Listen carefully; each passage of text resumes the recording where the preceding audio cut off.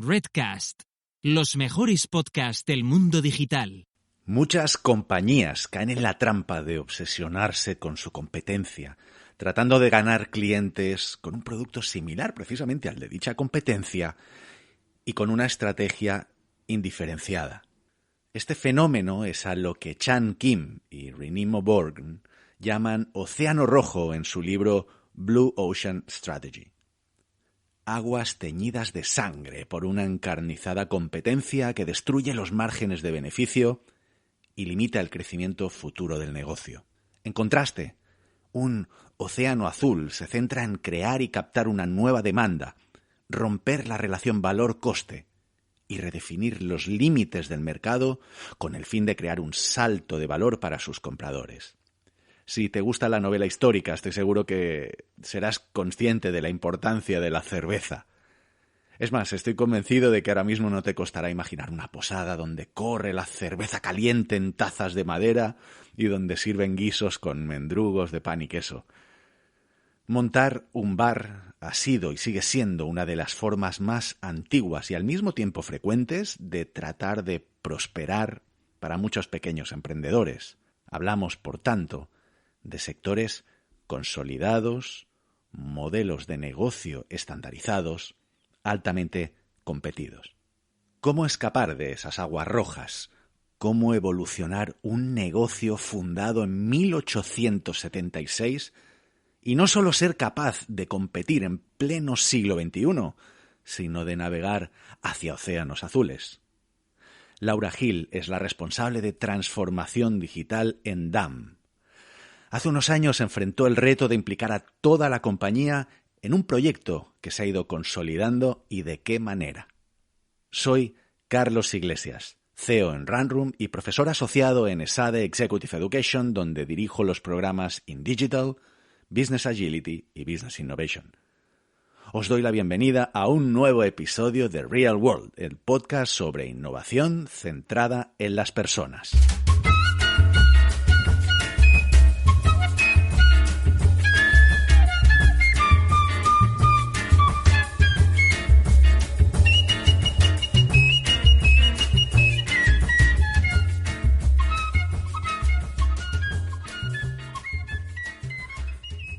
Bueno, pues aquí estoy otra vez, fieles oyentes. Espero que estéis bien, de ánimos, de Omicrons, de amor, de trabajo y de todo. Yo, por mi parte, no os preocupéis que estoy estupendísimamente bien. Quiero empezar agradeciéndoos todos los mensajes que me habéis ido enviando estos casi 3 meses de sequía podcastera, dándome caña para que lanzara otro episodio. Bueno, pues aquí lo tenéis. Y además, puedo prometer y prometo que venimos a tope. Sabed que tenemos ya la friolera de 3 entrevistas grabadas en cola y 8 más agendadas. Así que intentaremos volver a la frecuencia bisemanal de publicación. Todo ello gracias a mis compañeras Runroomers, Ana Chiara, Alba y Nadia, que me han estado echando una mano y a quien les quiero dedicar este episodio porque son maravillosas. Gracias. De manera que sí, arrancamos una nueva temporada y esperamos estar a la altura de vuestras expectativas. Bueno, y llevaba tanto tiempo sin publicar que, entre tanto, resulta que Spotify ha lanzado una nueva funcionalidad que es la de puntuar el podcast. Así que, si te ha hecho feliz esto que te acabo de contar, pues oye, no te cuesta nada sacar el móvil, abrir Spotify y darle unas estrellitas a Real World, que además es bastante gratis. 10 segundos te va a costar, así que nada, gracias por ese empujoncito, que ya sabéis cómo funcionan los algoritmos estos de visibilidad.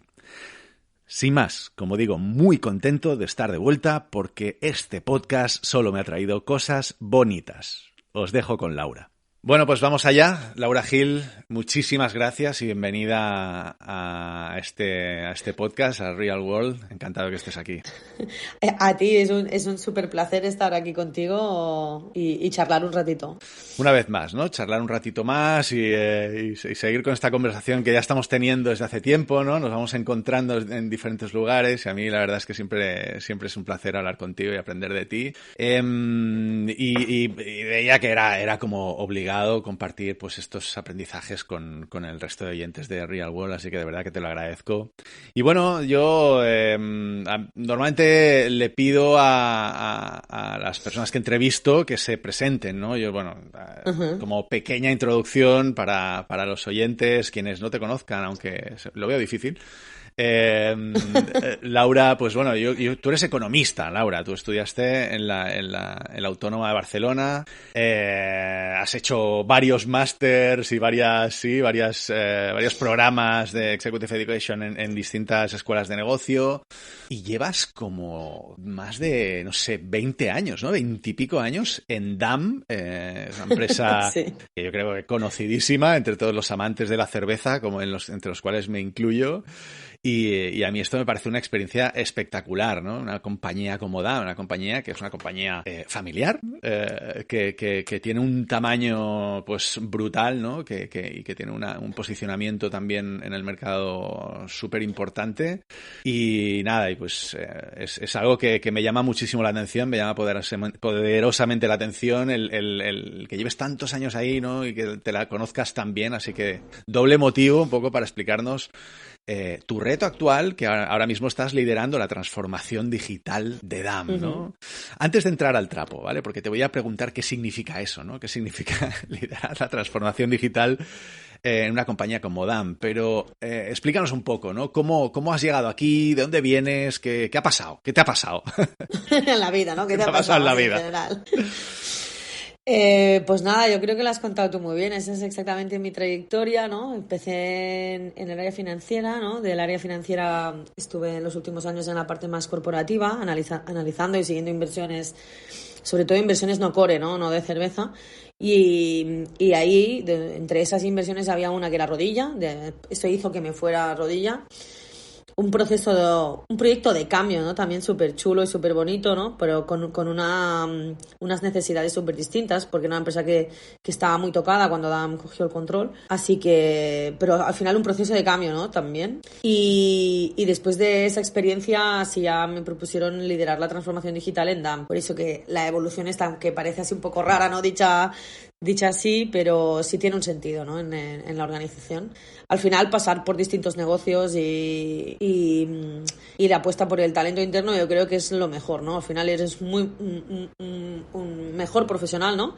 Cuando has vivido distintas experiencias y si pueden ser dentro de la misma organización, mejor que mejor. Así que súper contenta. Totalmente. Desde luego, bueno, la confianza de la compañía la tienes y eso es algo que como agente de cambio y como agente de transformación, pues supongo que también debe ser, ¿no? Debe tener sus ventajas, ¿no? Entiendo, en ese sentido. Claro, ahí hay un tema, porque ahora con 5 años después de ese momento, sí que piensas, muchas empresas optaron en su momento, cuando empezaron este proceso, en fichar a alguien del mundo digital, ¿no? Algún champion, ¿no? Un champion del digital, sí. ¿Verdad?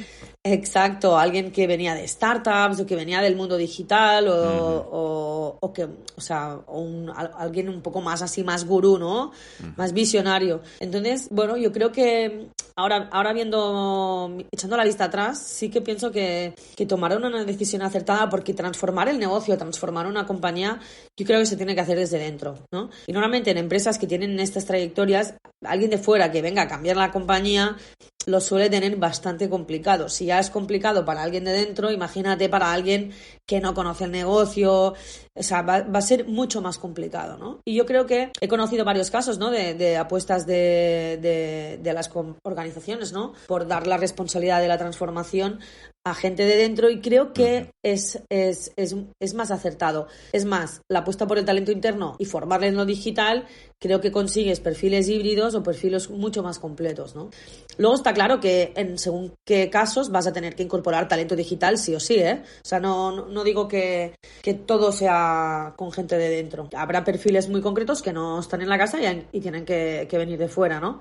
pero sí es cierto que no puedes dejar afuera a la gente de la organización. Claro. Entonces yo creo que es un híbrido, un mix, ¿no? que hay que tener en cuenta. Esa combinación entre conocer y respetar lo que nos ha llevado a ser lo que somos en el momento en el que arrancamos un proceso de transformación, ¿no?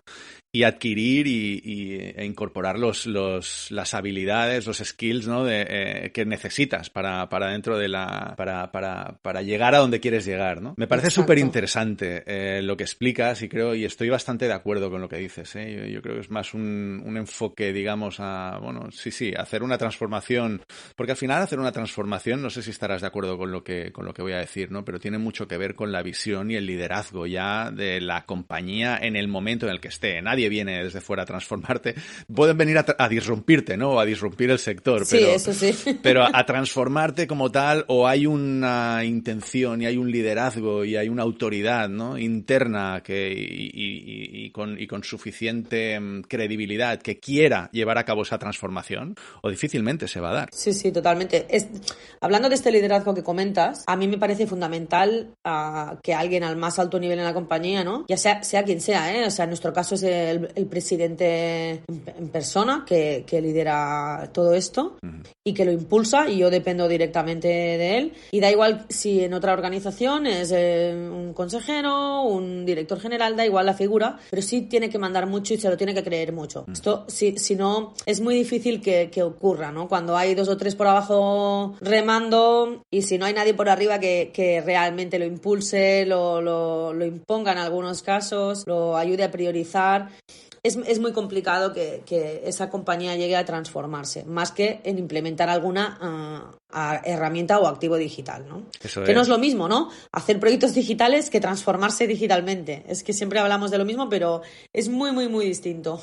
Eso es, y esto en el mundo de la agilidad pues también lo hemos vivido, ¿no? El mundo Agile, hace unos cuantos años, hace pues no sé, 10, 15 años, todo esto siempre, el tema de la agilidad arrancaba como en pequeñas islas, ¿no? En guerras de guerrillas, ¿no? Vamos a transformar esto y lo vamos a hacer desde los equipos, ¿no? Y realmente pues nos hemos ido dando cuenta de que hace falta un poquito más de elevar esa mirada e intentar entender que esto es una cuestión de transformación organizacional. Y en ese sentido, tú que empezabas a introducir ese término, ¿no? ¿Y qué significa transformación digital para ti desde tu perspectiva? Sí, yo si pudiera le quitaría lo de digital. En esto siempre lo digo. O sea, eso que es una pura transformación de las organizaciones, ¿no? Evidentemente hay tecnología, ¿no? Hay tecnología y hay herramientas digitales, pero no son el fin, ¿no? Sino son el medio para conseguir un cambio total en la organización, de la manera de trabajar, de la manera de cómo se lanzan las cosas, cómo se organizan los proyectos, cómo se toman las decisiones, cómo se innova, qué aporta a la gente, ¿no? Fuera de esos managers que sí tienen los foros donde opinar, pues cómo creamos las herramientas y los foros para que la gente pueda innovar, pueda opinar, pueda aportar. O sea, al final yo tengo clarísimo que la agilidad se gana organizando a la compañía por proyectos y por procesos, ¿no? Que esto se dice muy rápido, parece que todos lo hacíamos súper bien y no es verdad. O sea, aquí teníamos un buen reto. En el momento en que ya las áreas empiezan a dedicar recursos íntegramente a proyectos, no es tengo un día a día y además le dedico un ratito a este proyecto, sino que esta persona lleva estos 2 proyectos y forma parte de un equipo transversal que se autogestiona, pero sí tiene las herramientas para que la toma de decisiones sea muy, muy rápida, o sea, las necesidades se discutan en los entornos que se tienen que discutir y sea muy, muy ágil. En ese momento es cuando realmente empezamos a ser agile, ¿no? También el cambio brutal para una empresa como la nuestra, por ejemplo, es como dejamos de hacer proyectos perfectos, hacer proyectos con pruebas directas en el consumidor cuando están en fases muy incipientes, con waves, con entregables muy, muy, muy pequeños. Ese es un cambio muy, muy, muy relevante, ¿no? Que a las empresas grandes les cuesta mucho porque venimos de superproyectos perfectos que tardan 2-3 años, que cuando terminan ya han cambiado los requerimientos. O sea, es muy importante cambiar la metodología en cómo trabajamos, ¿no? Cómo nos organizamos, pero también cómo trabajamos. Me gusta mucho lo que dices, ¿no? Y que nada más empezar la conversación ya subrayes que la responsabilidad end-to-end, ¿no? Y el cambio de estar orientados a, que yo lo veo en muchas compañías también desde mi perspectiva, ¿no? Lo veo que muchas compañías se orientan al entregable en vez de orientarse al impacto del trabajo que está haciendo cada persona y poder tener equipos que vayan end-to-end y que puedan comprometerse con un impacto final en lo que están haciendo. Ostras, es que para mí eso es bastante clave también y no sé si todo el mundo lo tiene claro esto, ¿no? Porque empezamos a meter procesos y metodologías y los empezamos a meter encerrados en silos o ¿no? y separados por paredes de cristal invisibles, que hasta que no las ves y no te das de frente con ellas, pues realmente no eres consciente de lo que impide, ¿no? La agilidad, eso precisamente. Pero de aquí venimos, de aquí venimos. O sea, venimos todos de aquí. Claro. Oye, ¿y qué?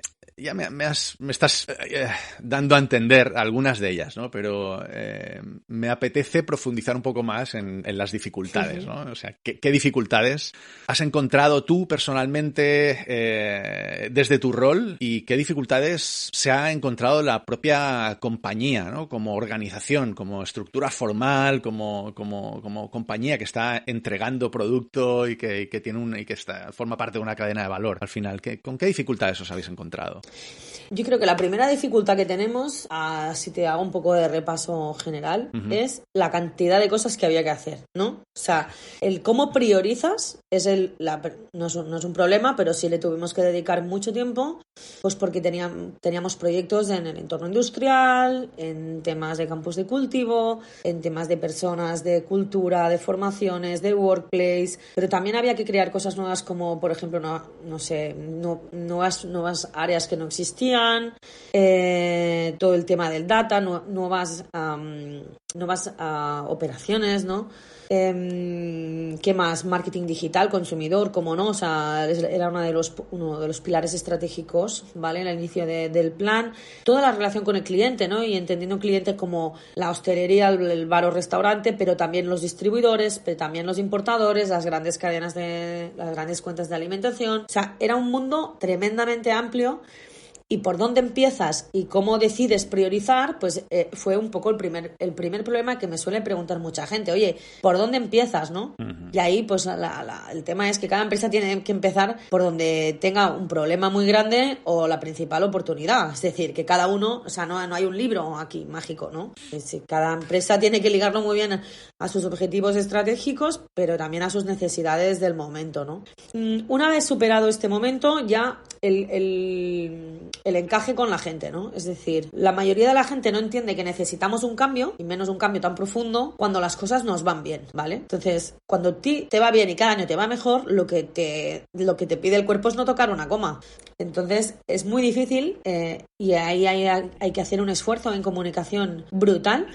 Es explicar a la gente por qué necesitamos cambiar, por qué necesitamos ir por ahí, por qué necesitamos datos, cómo obtenemos datos y cómo sensorizamos esa toma de datos. O sea, todo hay que explicarlo muy, muy bien. Porque sí ya no, porque muchas veces lo que estás haciendo no obedece a una necesidad real del día a día. O es más, cuando tú vas a hacer una transformación, planteas proyectos que a corto plazo no te generan ningún payback. Con lo cual, lo que sí tiene claro el que lleva su área en su día a día es que antes que hacer esto que tú estás diciendo, yo tengo una necesidad del día a día. Entonces, yo no quiero dedicarme a ayudarte a hacer esto. Yo quiero que me arregles mi problema de hoy, ¿no? Entonces, el conjugar el futuro versus el día a día también es muy complejo. Porque yo también es verdad que es complicado hacerle entender a alguien que la apuesta, o sea, que son dos líneas de trabajo, ¿no? Lo del día a día, evidentemente, yo no lo llevamos desde el área digital, pero sí que hay que empezar a trabajar en esos proyectos que nos preparan para el futuro, ¿no? Y ahí, sobre todo, hablamos muchas veces de datos, ¿no? De modelos de datos, de proyectos que a veces son muy costosos, son cero sexys, también te lo digo, porque no hablamos de proyectos súper chulos, de innovación, de wow, ¿no? Hablamos de proyectos de preparar la organización. Entonces, esta es la otra parte complicada, ¿no? Y luego, una vez superado todo esto y una vez ya todo el mundo tiene claro que hay que hacer unos basics, ¿no? Porque para mí la transformación digital, si te lo paras a pensar, es hacer los deberes, es unos básicos. La otra oleada viene cuando ya piensas más en ese futuro, ¿no? Es decir, bueno, pues en los datos, en las estrategias de innovación a largo plazo, toda esta parte vuelves a tener ahí ciertos bloqueos internos, ¿no? Pero luego al final también es verdad que, bueno, en este camino, ¿no? También se van dando resultados, se van viendo las necesidades. El COVID nos ha dado, hablando mal, una hostia a todos, que a los pocos que no estaban convencidos ya les ha acabado de convencer. Y estos son un poco los principales hándicaps, ¿no? Pues, y luego, pues eso, a nivel de gente más por abajo, más joven, ¿no? Lo tiene nítido que hay que ir por ahí, quiere cambiar las cosas. A medida que vas subiendo, cuesta más. Esto no está tan claro, ¿no? Hay mucho más que perder que en los que están más por abajo. Pero por suerte tenemos una compañía que es joven, o sea, a pesar de tener gente como yo, que ya llevamos muchos años en la casa, más de la mitad de nuestros colaboradores y colaboradoras son millennials o más jóvenes, y eso es un gran motor de cambio. Entonces, otro de los temas es cómo hacer de esto un proceso inclusivo. Es decir, aquí nadie se puede quedar fuera. Entonces hay gente que sabe mucho de digital y no sabe tanto del negocio, y gente que sabe mucho del negocio y no sabe tanto de digital. Entonces la clave es, sobre todo, cómo generar un entorno seguro para todo el mundo, ¿no? Un entorno de aprendizaje, de formación, de juntar conocimientos. Y este es otro de los retos. Me enrolla mucho, ¿no, Carlos? No, estoy aquí disparando. Al revés, es que has dado tantísimas claves que podríamos hacer un podcast para cada una de ellas realmente, ¿no? Porque hemos hablado de priorización, ¿no? Y de una priorización estratégica, entender qué es lo que más te duele, y empezar por ahí, cosa que siempre digo, estoy súper de acuerdo, ¿no? Empezar por los higiénicos. Hemos hablado de alineación, de alinear, cómo alineas a la compañía, ¿no? Y cómo creas ese sentido de urgencia para que todo el mundo entienda de que es necesario el cambio y que parece que estamos súper bien, pero que cuidado, ¿no? Has hablado de gap generacional, de una transformación cultural. En el fondo estamos hablando de transformar la cultura, ¿no? Porque todos estos cambios al final tienen un impacto brutal en la cultura, en cómo nos comportamos y en definitiva en lo que somos. Has hablado de engagement de la organización en los proyectos, de cómo conseguimos no solo estar alineados y entender todos hacia dónde vamos, sino que todos estemos remando, que estemos empujando en la misma dirección. Y has acabado hablando también de innovación, o sea, de que como que el escenario ya, ¿no? Es que de alguna forma yo estoy entendiendo, Laura, que de alguna forma tú estás dando una serie de pasos dentro de la propia compañía que ya esos propios pasos te dan como perspectiva, como para elevar la mirada y poder mirar a futuro y decir, vale, y ahora cómo vamos a innovar y cómo vamos a ir más allá de lo que es la digitalización en sí mismo, ¿no? Sino que vamos a mirar hacia adelante y cómo transformamos. Entonces, has hablado un montón de cosas que te digo que de cada una de ellas... Perdona. No. Es que todo lo contrario, por favor. No, todo lo contrario, de verdad, que es súper, yo creo que has dado un montón de claves y que des esas claves ya de entrada, al inicio, también a mí me da una idea de la importancia que tienen para ti cada una de ellas, ¿no? Uh-huh. Entonces, has mencionado una palabra que varias veces, que son los datos, ¿no? Los datos. Y de alguna forma, a mí me gustaría entender en un modelo tan complejo como es el vuestro, ¿no? Que es un modelo B2B, que al final es un B2B2C, que hay entre medios, hay mucha complejidad, ¿no? Y muchos players que forman parte de vuestra cadena de valor. ¿Cómo es esa visión del dato, ¿no? Hay una visión customer centric. ¿Dónde está, de dónde parte, digamos, la estrategia del dato? ¿Parte del consumidor final? ¿Parte del retailer? ¿Parte del distribuidor? ¿Cómo? Explícanos, danos luz aquí. Claro, por un lado tenemos toda la parte de consumidor. DAM históricamente nunca ha transaccionado con el consumidor final ni teníamos sus datos, ¿no? O sea, porque realmente no, hace unos años nadie pensaba que eran necesarios. Entonces nos dedicábamos a hacer campañas de comunicación. Hoy sí necesitamos esos datos, ¿vale? Y tenemos una transacción, pero no solo a través de una shop o de un e-commerce, ¿no? Sino que tenemos varias experiencias como no sé, promociones en el canal, catas, visitas a la fábrica, eventos. O sea, tenemos varias experiencias en las que tenemos ese contacto, ¿vale? Y ahí tejemos un poco la estrategia B2C, donde el dato es la clave, ¿vale? Conocer a nuestro consumidor, comunicarnos con él, sobre todo con contenido de alto valor añadido, ¿vale? Pero por otro lado teníamos la estrategia de datos en cuanto a toda la parte de B2B, ¿no? Evidentemente, ahí nosotros tenemos el canal entre el bar y nosotros hay un distribuidor, ¿no? Entonces la clave era cómo tener una estrategia de datos que nos aporta valor a todas las partes, ¿no? Y sobre todo tener digitalizada esa relación, con lo cual no es algo que lo haces hoy y nace y muere, no, sino que es algo que tienes que montar la estructura para poder ir incrementando en la calidad y el valor de esos datos, ¿no? Una vez tienes esas dos partes, como tú bien decías, tienes que ir a una estrategia B2B2C, es decir, si tengo los datos y bien la relación digitalizada con el consumidor y por otro lado con los clientes, lo que podemos aportar y si tiene mucho sentido para nosotros es cómo llevo esas experiencias al consumidor, pero dándole un valor también a mi cliente que está en el medio, ¿no? Es decir, no solo dan con el consumidor final, que también, sino, oye, cómo llevo gente a los bares, cómo hago que esas experiencias ocurran en los bares o en los restaurantes, ¿no? Que al final es lo que tiene más valor para nosotros, ¿vale? Claro. Porque somos una cadena principalmente hostelera, con lo cual lo que tiene mucho sentido es que esta estrategia tenga a mis clientes en el centro, ¿no?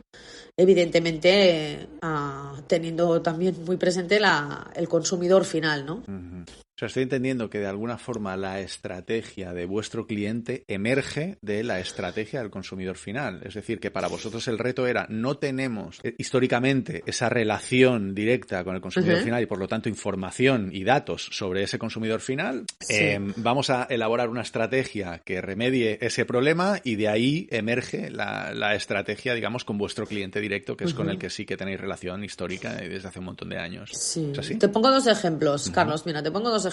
Uno, por ejemplo, es a raíz del COVID, nuevas necesidades digitales en los bares que evidentemente impactan en el consumidor y en las cuales nosotros estamos ayudando a los bares, ¿no? Uh-huh.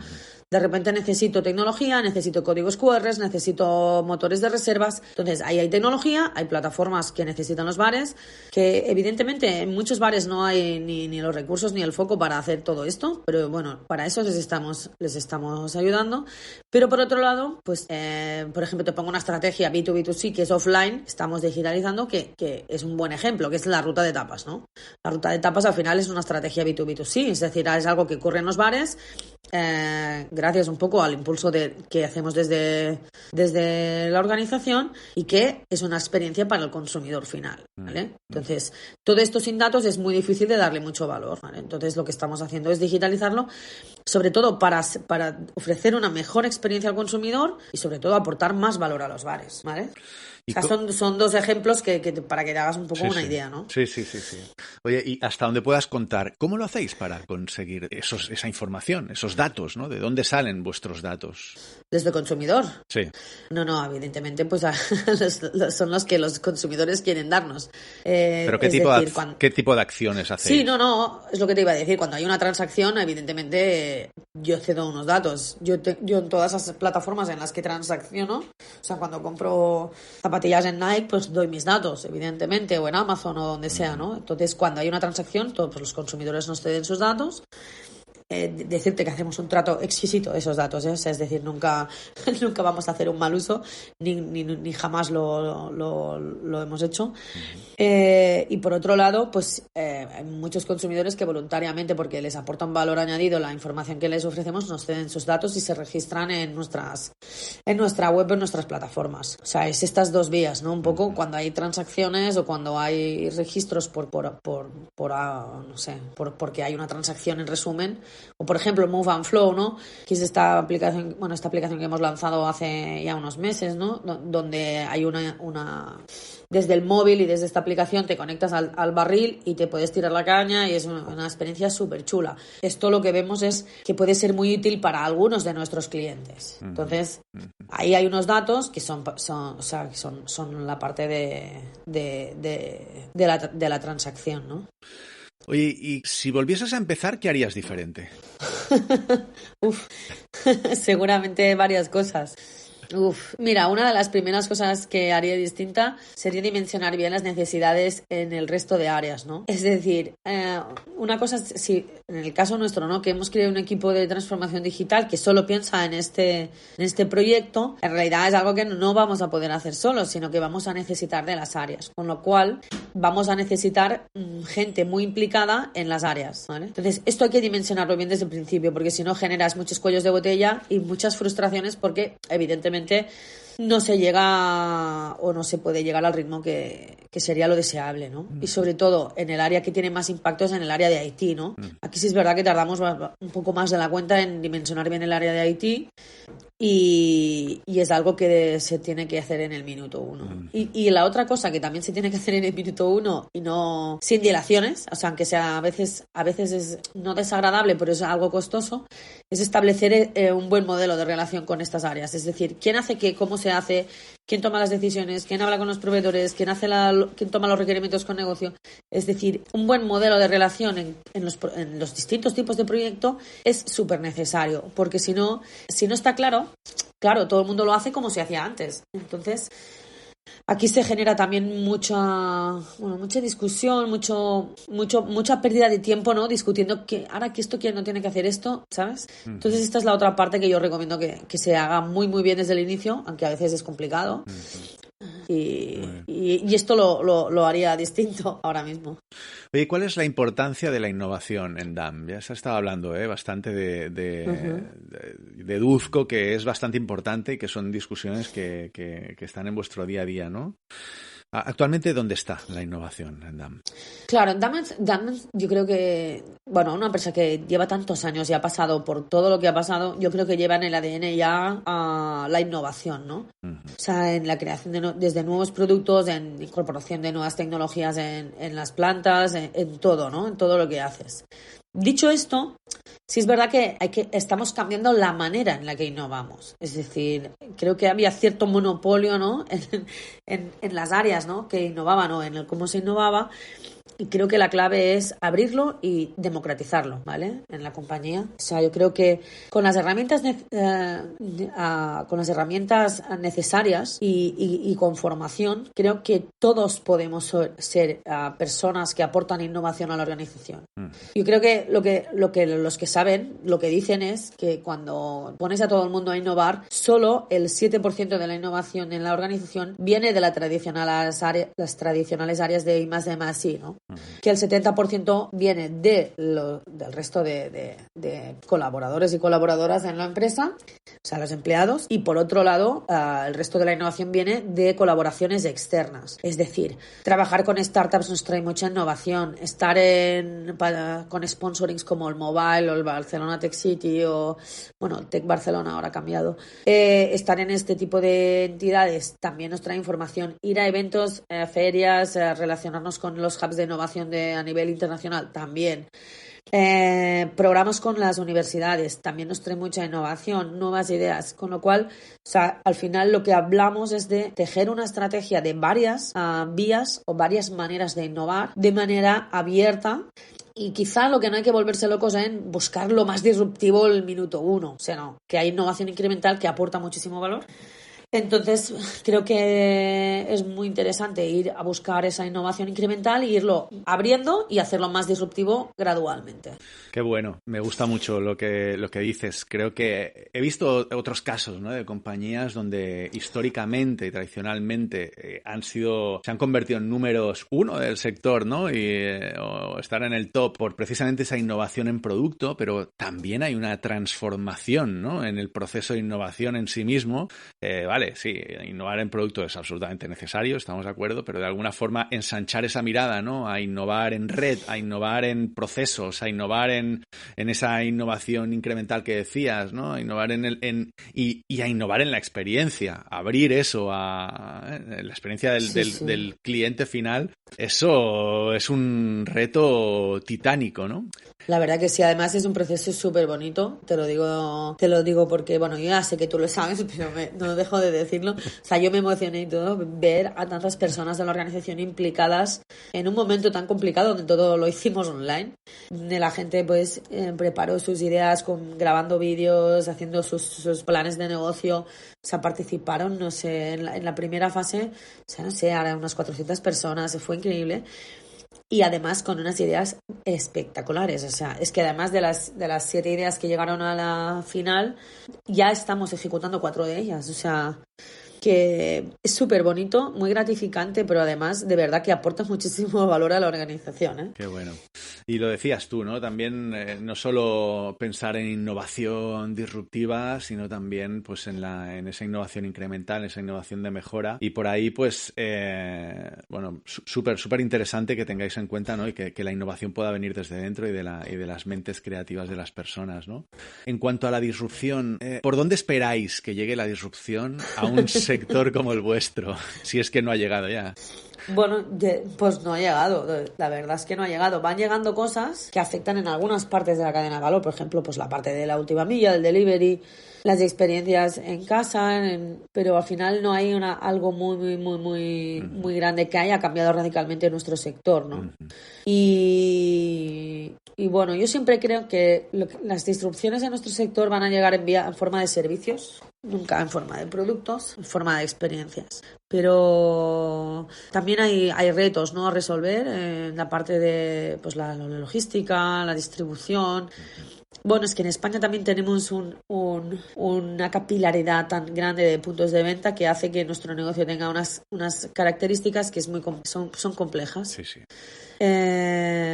Somos un producto que, aunque todo el mundo cree, o sea, todo el mundo lo consume también en su casa y tal, pero es un consumo súper social, súper social. O sea, es un consumo que ocurre normalmente fuera de la casa, o el gran porcentaje de ello, ¿vale? Y eso es algo que creo que no va a cambiar, al menos aquí. Así que van a haber muchas innovaciones, las está habiendo, ¿vale? Y las vamos viendo todas, pero de momento un gran cambio así radical, como ocurrió con los taxis, con los hoteles, Airbnb. O sea, esto no ha ocurrido, por supuesto, de momento. Vale.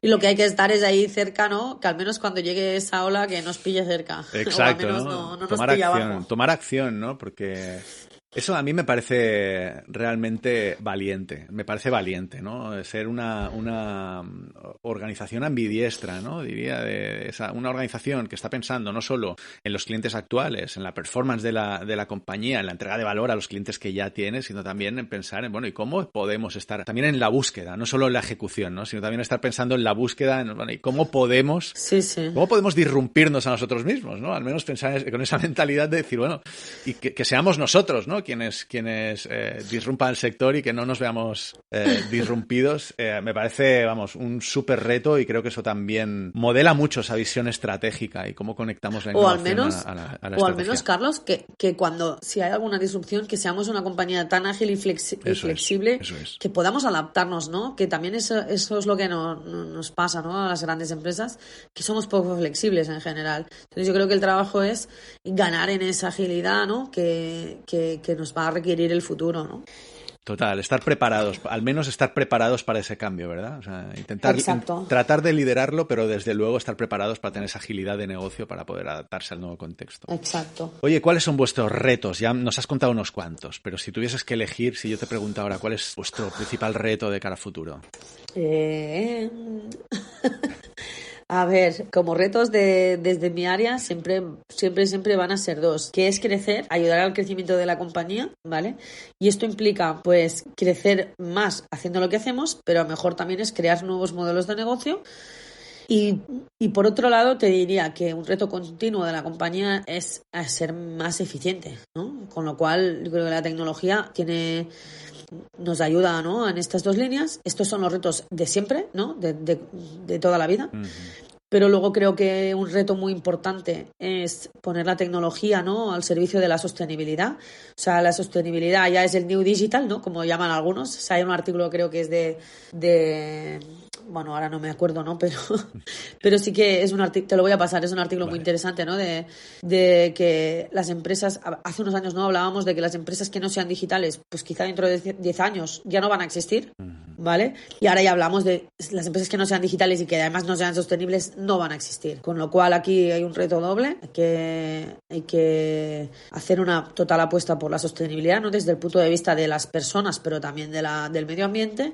Además, aquí la tecnología es una gran aliada y una gran ayuda, la verdad.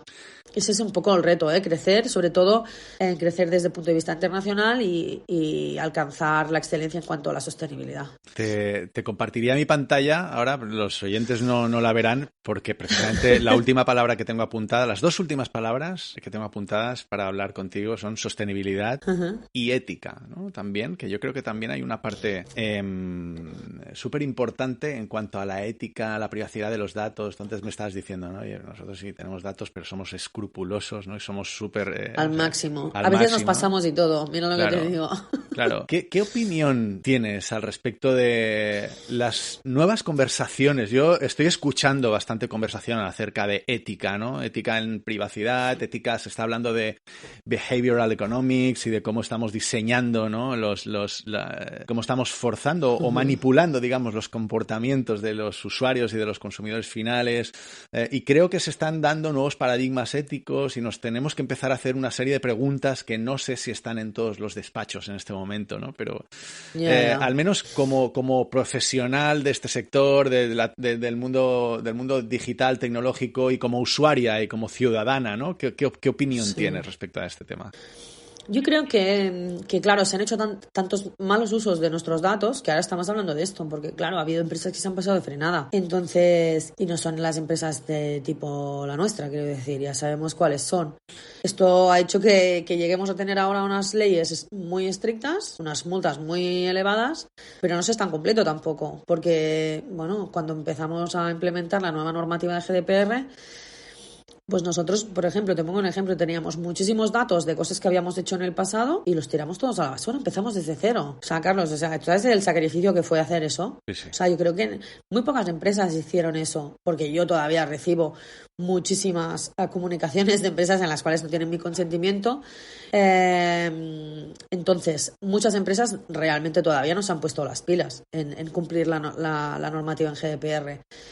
Dicho eso, yo creo que como reto futuro acabemos con la identidad digital que será nuestra, y creo que todas las innovaciones van por ahí. Es decir, yo luego si quiero venderé mis datos a quien yo quiera y cuando yo quiera, pero quien lo monetizará será la persona, porque esos datos son de mi propiedad. Habrá tal protección, pero sobre todo fomentada porque se ha hecho muy mal uso. Todo apunta hacia una identidad digital, ¿no? Que nos va a recordar a lo que teníamos hace 40 años, que era, o sea, mi madre en el cajón del comedor había un cajón que tenía los libros el libro de familia, los pasaportes, las radiografías del médico, o sea, todo estaba en ese cajón. Pues volveremos a tener ese cajón, aunque sea en un entorno digital, donde nadie más lo va a poder ver, a no ser que yo lo quiera compartir. O sea, creo que va a ir por ahí, ¿no? Pasa que falta tiempo y todavía no estamos maduros para llegar ahí, pero vamos a tener un cajón digital, ¿no? Donde va a estar toda nuestra información ahí y yo lo voy a compartir con quien a mí me dé la gana. Y no va a haber datos de empresas médicas, ni va a haber datos de redes sociales, van a ser mis datos y yo los voy a compartir en el momento que yo lo quiera compartir. Creo que va a ir por ahí. Qué buena metáfora. Sí. Me encanta. Yo creo que todas las madres digo las madres porque es verdad que tradicionalmente, ¿no? Han sido las que se han ocupado de estos temas, ¿verdad? En las familias, a que en tu comedor también había un cajón. Y tanto. Bueno, y de hecho todavía está ese cajón en el comedor de mi madre. Bueno, sí, de hecho todavía está. Y por Navidades siempre sale el tema, bueno, oye, si me pasa algo, recordad que...